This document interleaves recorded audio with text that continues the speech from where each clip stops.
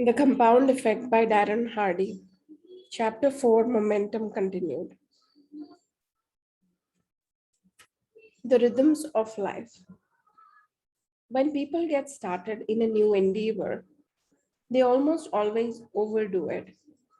Of course, I want you to feel excited about setting up a rhythm for success. But you need to find a program that you can absolutely positively do in the long term without renegotiation. I don't want you to think of the rhythms you can do for this week, month, or even the next 90 days. I want you to think about what you can do for the rest of your life.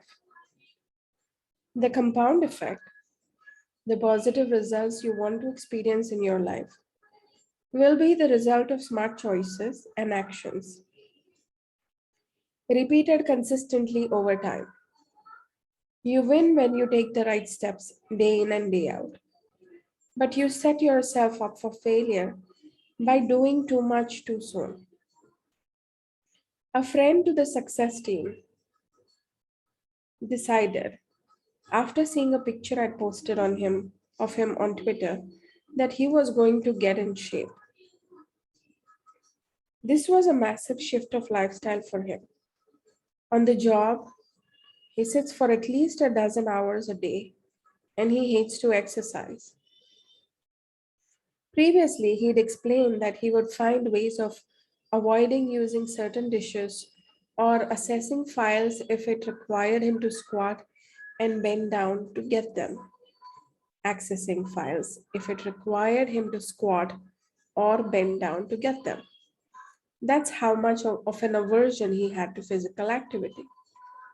Still, he made a resolution to get in shape.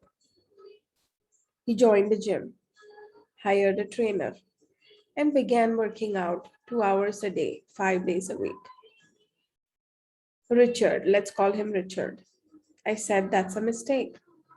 You will not be able to maintain that commitment and will eventually stop doing it.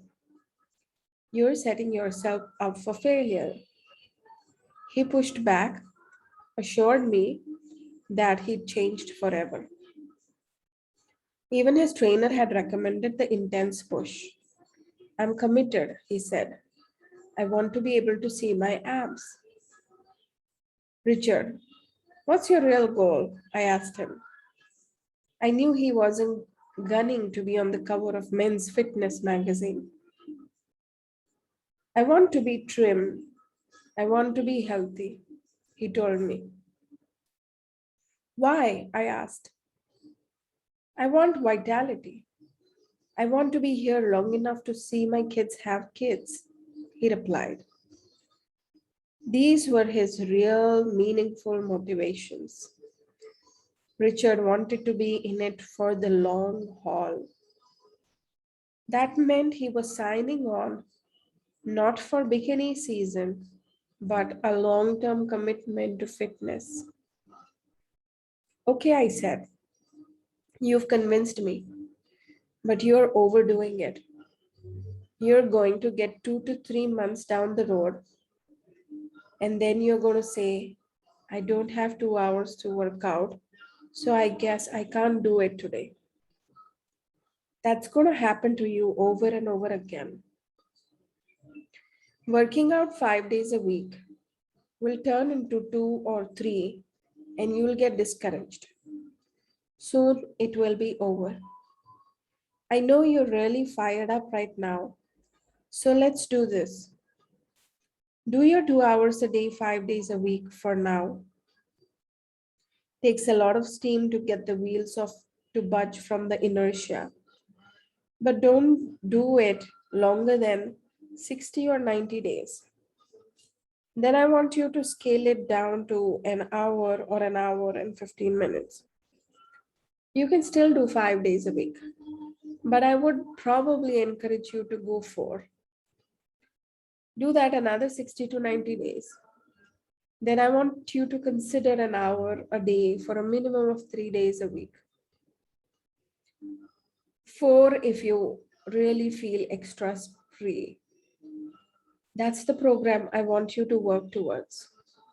Because if you don't get into something you can maintain, you won't do it at all.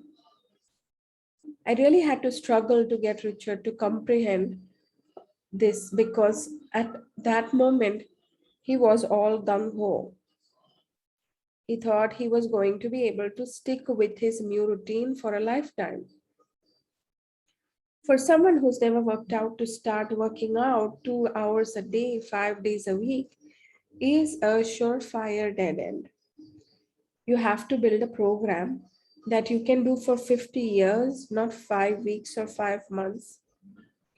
It's okay if you go strong for a while, but you've got to see light at the end of the tunnel where you can start scaling it back.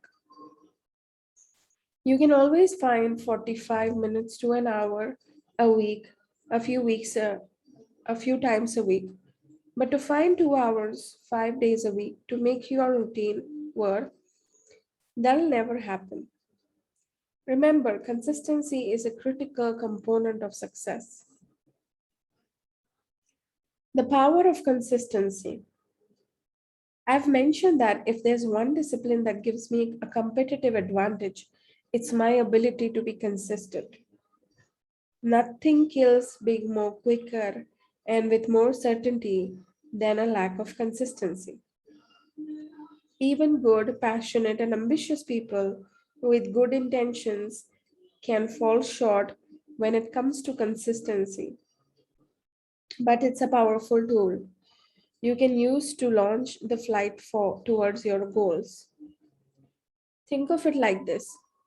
If you flew, if you and I flew planes from Los Angeles to Manhattan, but you took off and landed in every state in between, while I grew straight through, even if you went 500 miles per hour in the air, and I only traveled at the rate of 2 hours, 200 miles per hour, I'd still beat you by a big margin.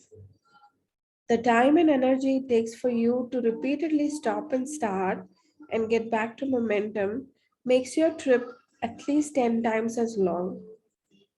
In fact, most likely you wouldn't even make it. You'd run out of fuel. That is energy, motivation, belief, and will at some point. It's far easier and requires a lot less energy to take off once and maintain a regular speed, even if slower than most everyone else, all along the way.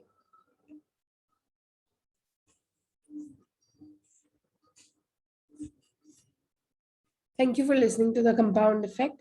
I will continue to read tomorrow.